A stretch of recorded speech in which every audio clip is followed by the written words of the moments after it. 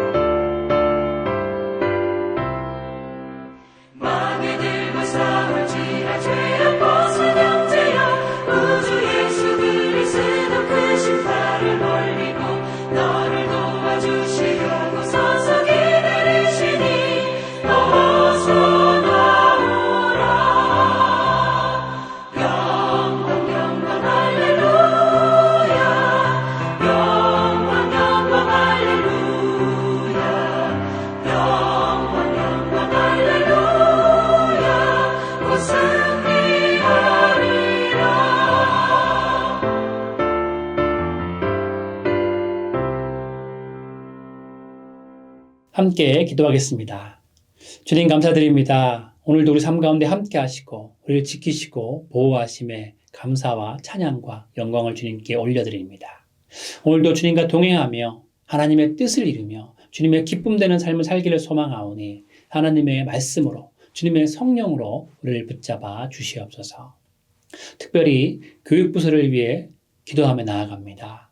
청소년기를 지나는 그 아이들을 주님의 말씀으로 잘 양육할 수 있도록 주님께서 리더들을 붙잡아 주시고 또한 하나님의 진리의 굳건히 서서 미래를 준비할 수 있도록 잘 이끌어주는 좋은 리더가 될 수 있도록 주님께서 인도하여 주시옵소서. 정말 우리의 청소년들이 정말 주님께 귀하게 쓰임받기를 소망합니다. 청년의 때에 하나님을 알게 하시고 하나님을 경험하게 하시고 하나님의 비전을 품게 하셔서 정말 하나님께 기쁨이 되고 하나님께 영광이 되는 삶을 살아갈 수 있도록 우리 청소년들을 붙잡아 주시옵소서. 오늘도 우리 가운데 함께 하시 주님을 찬양하며 주 예수 그리스도의 이름으로 기도드립니다. 아멘. 함께 하나님의 말씀 보도록 하겠습니다. 오늘의 말씀은 요한복음 14장 1절부터 14절까지 말씀입니다. 너희는 마음에 근심하지 말라. 하나님을 믿으니 또 나를 믿으라. 내 아버지 집에 거할 곳이 많도다. 그렇지 않으면 너희에게 일렀으리라.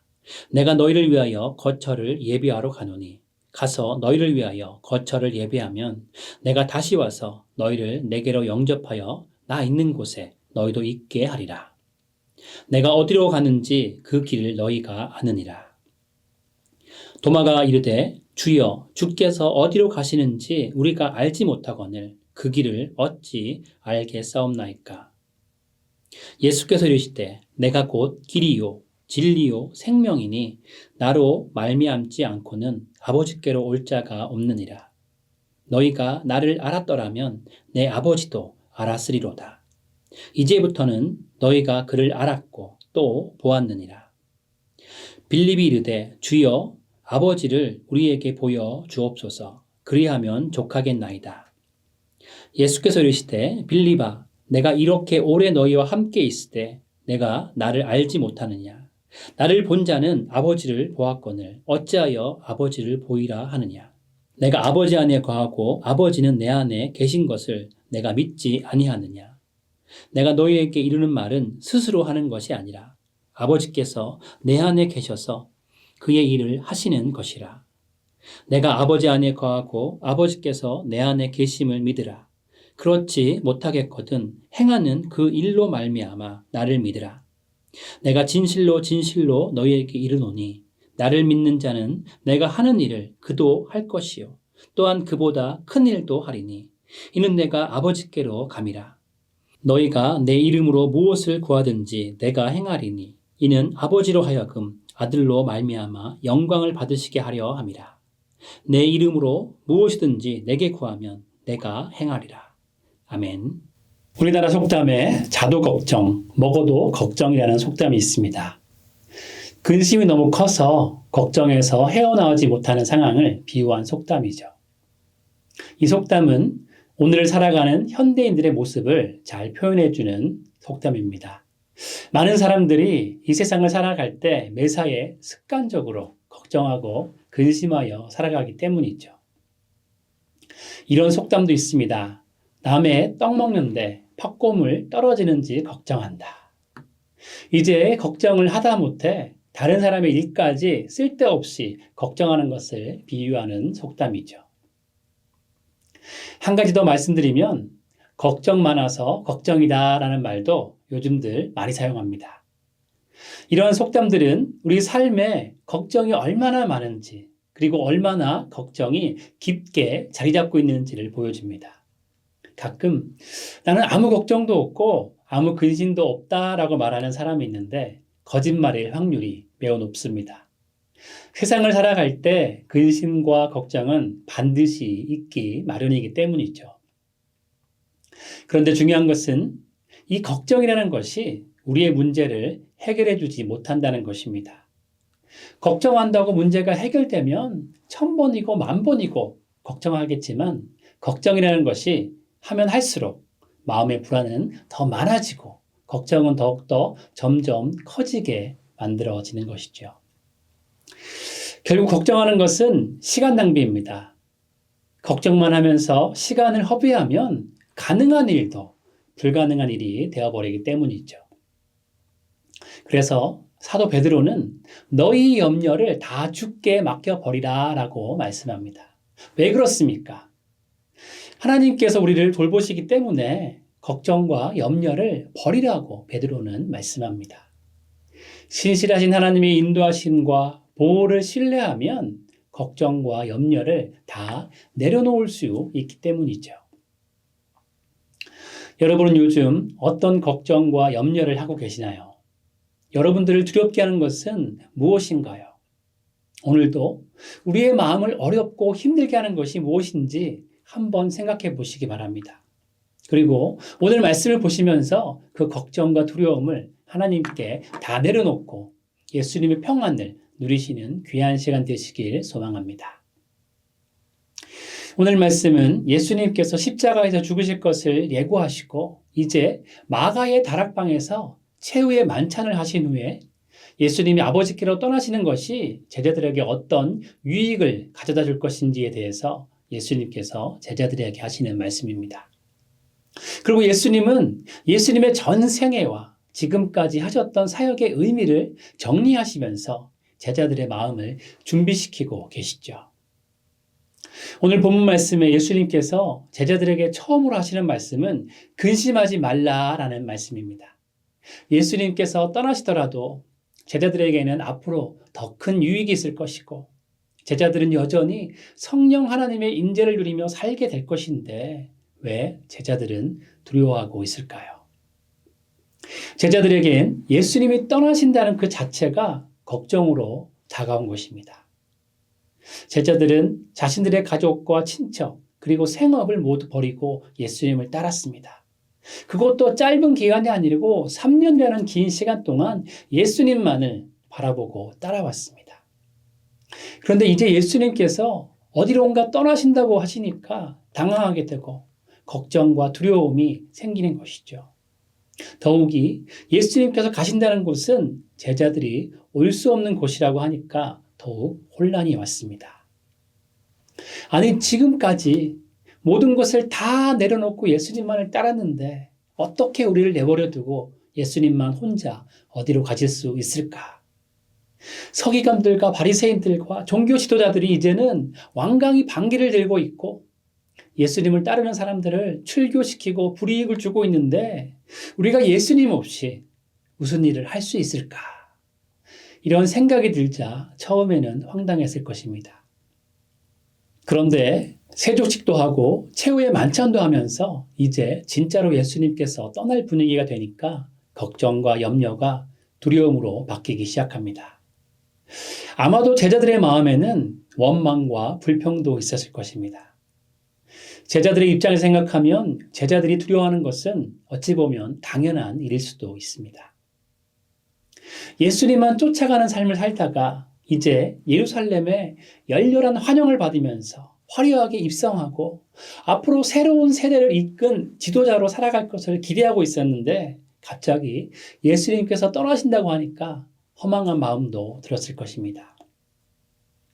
그리고 이제 의지할 존재도 없어지기에 두려운 마음이 생기는 것이지요. 예수님께 훈련을 받고 전도하러 나갔을 때 자신들이 실패하고 병자들을 고치지 못하면 예수님께서 오셔서 모든 것을 해결해 주셨습니다. 그런데 이제는 자신들 혼자서 모든 것을 해결해야 한다고 생각하니까 눈앞이 캄캄했을 것입니다. 뿐만 아니라 믿고 따르며 추구해야 할 대상이 사라지는 것도 두려웠을 것이죠. 예수님이라는 눈에 보이는 실체가 하나님의 말씀을 온전히 세우고 이적을 베풀고 도움이 필요한 사람들을 도와주면서 센세이션을 일으키셨는데 예수님이라는 존재가 없이 이제 무엇을 해야 한다는 그 자체가 제자들에게는 너무나 큰 두려움이 되었을 것입니다. 그리고 마가복음을 보면 예수님께서 십자가를 지실 것이라는 순환 예고를 3번이나 하십니다. 마가복음 8장에서 베드로가 주는 살아계신 그리스도 신이다라는 신앙 고백을 하고 난 후에 예수님께서 처음으로 순환 예고를 하시죠. 그리고 이어서 마가복음 9장과 10장에서 순환 예고를 2번째로 그리고 3번째로 하시는데 순환 예고가 이어질수록 십자가의 죽으심에 대해서 점점 더 상세하게 말씀하십니다. 예수님은 이렇게 반복하시면서 제자들을 다음 스텝을 준비할 수 있도록 배려해 주시는데 십자가의 죽으심에 대한 순환 예고를 점점 자세하게 말씀해 주셔도 그때마다 제자들은 말씀의 뜻을 깨닫지 못합니다. 그리고 두려워서 질문도 감히 하지 못하는 모습을 하고 있죠. 예수님의 말씀을 깨닫지 못하니까 이해되지 않는 막막한 상황이 이제 눈앞에 현실이 되어가고 있으니까 제자들은 두려움에 빠진 것입니다. 제자들이 느끼는 두려움에 대해 정리하자면 하나님의 말씀에 대한 온전한 이해가 없을 때 인생의 난관을 만나게 되면 두려움이 생기는 것이죠. 그리고 하나님에 대한 온전한 믿음이 부족하면 고난 가운데 두려움을 갖게 됩니다. 결국 두려움의 근본이 무엇인지 분석해보면 제자들은 예수님을 자기들의 기대에 맞춰 믿고 따랐던 것입니다. 예수님을 따른다고 하지만 제자들의 마음속에는 숨겨진 목적이 있었던 것이죠. 그리고 또 한 가지는 제자들이 예수님께서 이 땅에 오신 궁극적인 목적을 생각하지 못했다는 것입니다. 예수님께서는 인류의 구원을 위해 십자가에 죽으셔야 하고 부활하셔야 한다는 그 진리를 제자들은 깨닫지 못했다는 것이죠. 오늘을 살아가는 우리도 마찬가지입니다. 우리는 성경 말씀 전체를 통해서 이미 예수님의 십자가와 부활을 통한 예수님의 약속의 성취와 구원 사역의 결과를 다 알고 있습니다. 그런데 성경 말씀 전체를 다 안다고 하지만 우리는 여전히 걱정하고 두려워하는 삶을 살아가고 있죠. 성경 말씀을 다 알고 있지만 삶 가운데 문제에 부딪히고 어려움을 만나게 되면 우리도 제자들과 같이 걱정하고 염려하고 두려움에 빠져 살아가게 된다는 것이죠. 그렇다면 어떻게 두려움 대신 하나님의 평안을 누릴 수 있을까요? 예수님을 정확하게 알아야 하고 확실히 믿어야 합니다. 오늘 말씀을 보면 제자들의 근심의 시작점은 예수님에 대한 올바른 이해를 하지 못한 것임을 보게 됩니다. 제자들은 3년간 예수님과 같이 생활하면서 훈련을 받았어도 여전히 세상의 욕망에 사로잡혀 있었습니다. 마가복음 9장을 보면 예수님께서 2번이나 심각하게 순환예고를 하셨습니다. 그런데 순환예고를 연이어서 말씀하신 후인데도 제자들은 서로 누가 더 크냐는 논쟁을 하고 있음을 보게 되죠. 예수님은 이제 십자가를 지시기 위해서 무거운 발걸음으로 예루살렘으로 가고 계십니다. 정말 고민이 너무나 많이 되고 어려운 상황 속에서도 제자들이 남은 사역을 잘 할 수 있도록 미리 단도리를 하고 계신데 제자들은 예수님의 말씀을 깊이 고민하고 있는 것이 아니라 여전히 자신의 위치와 지위에 더 많은 관심을 두고 있었던 것이죠. 오늘 말씀도 보면 예수님께서 제자들을 위해서 거처를 예비하러 가신다고 말씀하셨습니다. 그리고 예수님께서 다시 오셔서 제자들을 영접하고 예수님이 계신 곳에 제자들도 거하게 할 것이라고 2절과 3절에 말씀하시죠. 그리고 이어서 4절에 내가 어디를 가는지 그 길을 너희가 안다라고 말씀하시는데 도마는 그 길을 우리가 어찌 알겠사옵나이까? 라고 반문하고 있습니다. 또한 예수님을 본 사람은 하나님을 본 것이다 라고 말씀하시는데 8절에서 빌립은 주여 아버지를 우리에게 보여 주옵소서라고 말을 하죠.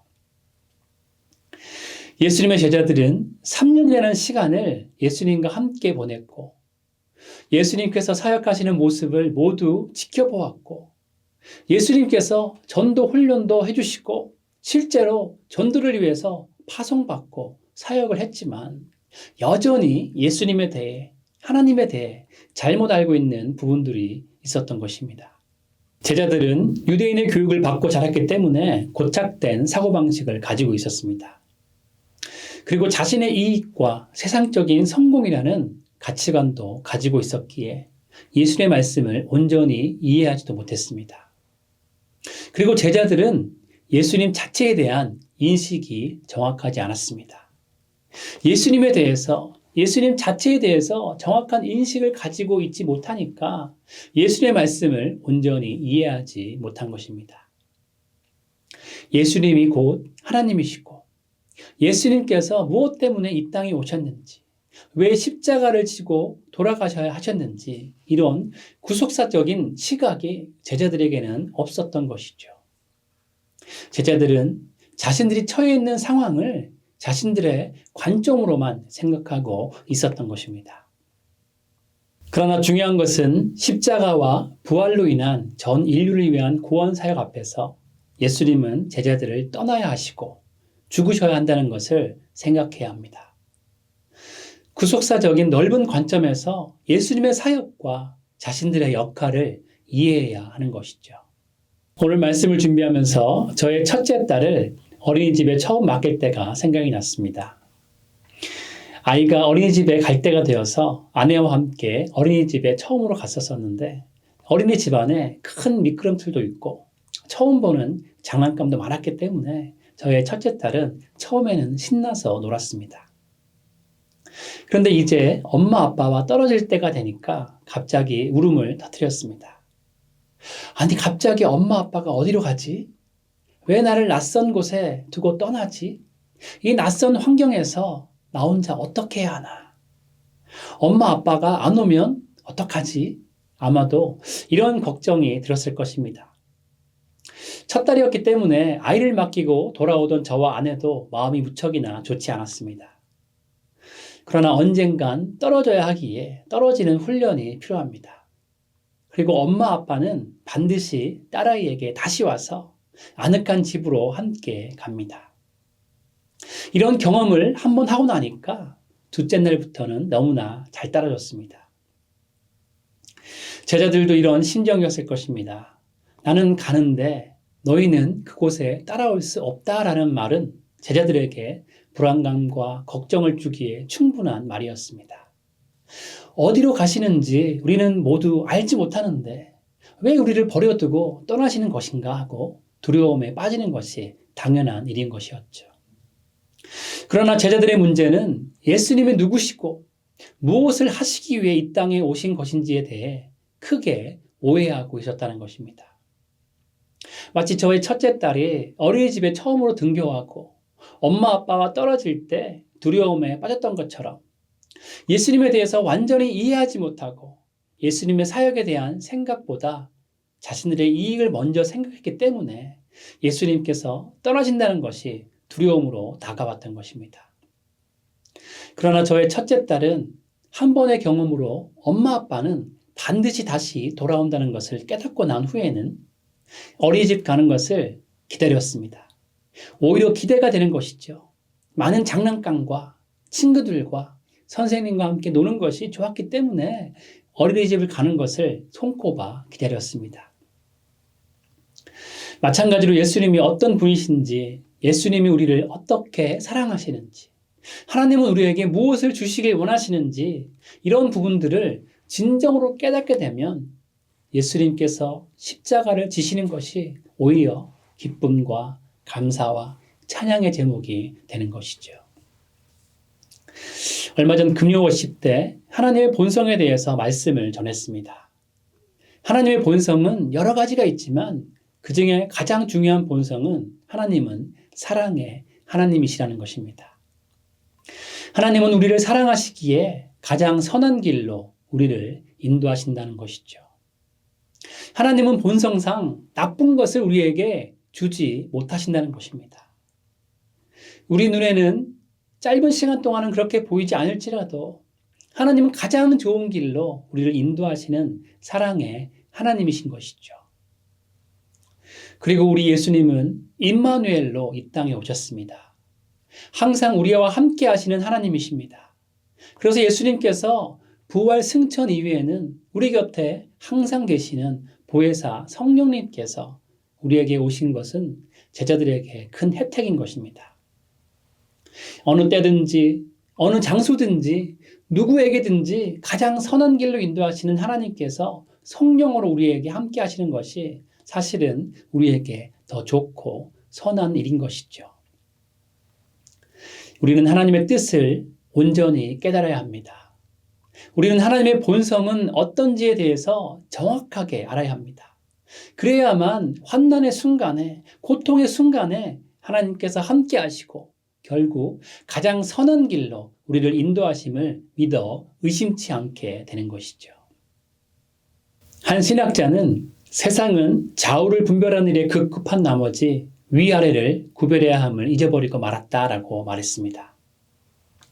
성도의 삶은 세상 일에만 바라보기 위해 좌우만을 분별하기에 바쁜 것이 아니라 날마다 하늘과 땅을 바라보며 하나님의 뜻을 구해야 합니다.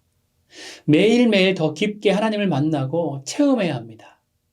하나님 안에 있을 때 하나님을 경험하게 되고 그 경험들이 모여서 우리의 믿음이 견고케 되는 것이죠. 요한복음 13장 1절은 유월절 전에 예수님께서 자기가 세상을 떠나 아버지께로 돌아가실 때가 이른 줄 아시고 세상에 있는 자기 사람들을 사랑하실 때 끝까지 사랑하시니라 라고 말씀합니다. 제자들을 사랑하시기 때문에 끝까지 사랑하시기 때문에 제자들에게 순환 예고를 반복하시고 준비시키신 것이죠. 마지막 때가 오신 줄을 아셨지만 사랑하기 때문에 예수님은 제자들을 끝까지 돌보시고 보살핀 것입니다. 그렇게 우리는 늘 하나님의 말씀 안에 살면서 하나님의 말씀을 이해하려고 노력해야 합니다. 하나님의 말씀 안에 분명한 뜻이 있고 하나님은 늘 우리와 함께 계시고 가장 선한 길로 인도하신다는 것을 정확하게 알고 확실히 믿는 믿음이 우리 가운데 있어야 합니다. 우리의 삶 가운데 예수님이 함께 계시지 않는 것처럼 느껴진다면 두려울 것입니다. 고난과 환난의 시간이 이어질 때 하나님의 뜻을 깨닫지 못하면 두려워집니다. 그러나 예수님은 이렇게 말씀하십니다. 너희는 이 일로 당황하지 마라. 너희는 하나님을 믿지 않느냐? 그렇다면 또한 나를 믿어라. 우리는 나의 생각과 나의 감정에 의한 믿음이 아니라 하나님의 말씀에 기초한 굳건한 믿음이 있어야 합니다. 예수님을 정확하게 알고 깊이 아는 지식 가운데 확실히 믿으면 어떤 상황에도 두려워하지 않을 수 있는 것이죠. 사랑하는 여러분 모두는 믿음 가운데 예수님의 완전한 사랑을 신뢰하셔서 두려움이 아니라 기쁨과 감사가 넘쳐나는 삶을 사시기를 축원드립니다. 두 번째로, 오직 예수님께서 주시는 평안을 얻어야 합니다. 평안을 누리기 위한 가장 첫 번째로 해야 될 것은 우리를 예수님의 뜻에 맞추는 것입니다. 제자들을 보면 아직까지도 예수님께 자신의 삶과 생각을 맞추기보다 예수님을 자신들에게 맞추려고 하는 것을 보게 됩니다. 이러한 접근 방식의 믿음은 너무나 위험합니다. 하나님의 말씀과 하나님의 마음을 헤아리고 그 말씀에 순종하는 것이 아니라 자신의 생각과 계획에 예수님을 맞추려고 하면 정말 신앙적으로 큰 문제에 직면하게 되는 것이죠. 말씀에 순종하지 않고 말씀을 나에게 맞추려고 하는 마음은 신앙의 암세포와 같습니다. 말씀에 순종이 아닌 자신이 중심이 되려는 마음은 암세포처럼 점점 커져가고 퍼져갑니다. 어느 한 부분에서 순종하지 않으면 또 다른 부분에서 불순종하게 되는 것이죠. 그렇게 하나님의 말씀에 순종하지 않고 있다면 불순종을 영적인 경고 사인으로 봐야 합니다. 내가 말씀에 순종하고 있지 않는데 그 부분을 가만히 놔두면 불순종의 모습은 반드시 점점 퍼지게 되는 것이죠. 불순종하여서 내 마음대로 잘 되고 있다고 생각이 들지 모르겠지만 불순종하면 마음의 평안은 점점 사라지게 됩니다. 그래서 우리는 평안을 누리기 위해서 가장 먼저 불순종의 모습을 제거하고 말씀에 순종하는 태도를 가져야 합니다. 우리의 실제 삶 속에서 말씀에 어떻게 반응하고 있는지 먼저 점검하고 순종의 태도를 유지해야 하는 것이죠. 그리고 두 번째로 예수님의 약속을 신뢰해야 합니다. 오늘 말씀 1절은 이렇게 말씀합니다. 너희는 마음에 근심하지 말라. 하나님을 믿으니 또 나를 믿으라 라고 말씀하시죠. 예수님을 온전히 알고 믿을 때 우리는 마음에 근심이 사라지는 역사를 경험하게 됩니다. 이 약속의 말씀이 마칠 때 예수님은 이렇게 말씀하십니다. 요한복음 14장 27절 말씀입니다. 평안을 너희에게 끼치노니 곧 나의 평안을 너희에게 주노라. 내가 너희에게 주는 것은 세상이 주는 것과 같지 아니하니라. 너희는 마음에 근심하지도 말고 두려워하지도 말라. 평안은 우리에게서 나오지 않습니다. 평안은 세상에서 얻을 수 없습니다. 평안은 오직 예수님께서 주실 때에만 얻을 수 있다고 성경은 말씀합니다. 요한복음 14장 27절 말씀처럼 예수님만이 우리에게 진정한 평안을 주십니다. 그렇게 예수님을 진심으로 믿고 신뢰할 때 우리는 평안을 얻을 수 있습니다. 그렇다면 어떻게 평안을 유지할 수 있을까요? 예레미야 애가 3장 22절과 23절은 이렇게 말씀합니다. 여호와의 인자와 긍휼이 무궁하심으로 우리가 진멸되지 아니함이니이다. 이것들이 아침마다 새로우니 주의 성실하심이 크시 도소이다. 예수님만이 평안을 주시기 때문에 우리는 매일 예수님을 더욱 깊이 알아가야 합니다. 그래서 매일매일 말씀 앞으로 나아가야 합니다. 우리를 위해서 십자가를 지시고 우리의 죄를 위해 고난을 당하신 예수님의 사랑이 날마다 성실하게 우리에게 임하고 있음을 말씀으로 느껴야 합니다. 매일 아침마다 새롭게 부어주시는 하나님의 인자하심과 긍휼하심을 우리는 쫓으며 살아야 하는 것이죠. 어려움을 당하게 되면 오히려 하나님의 평강이 우리의 마음을 덮고 계신 것을 믿으시기 바랍니다. 예수님께서 십자가에서 보여주신 사랑 안에 거하시기 바랍니다. 우리의 처소를 마련하시기 위해서 부활하시고 승천하신 예수님의 성실하심을 바라보시기 바랍니다. 우리에게 가장 선한 것을 주시기 위해서 십자가를 지신 것을 기억하시기 바랍니다. 사랑하는 여러분 모두는 예수님을 온전히 알고 믿는 믿음 가운데 말씀이 나에게가 아니라 내가 말씀에 순종하는 태도로 예수님께 나아가시길 축원드립니다.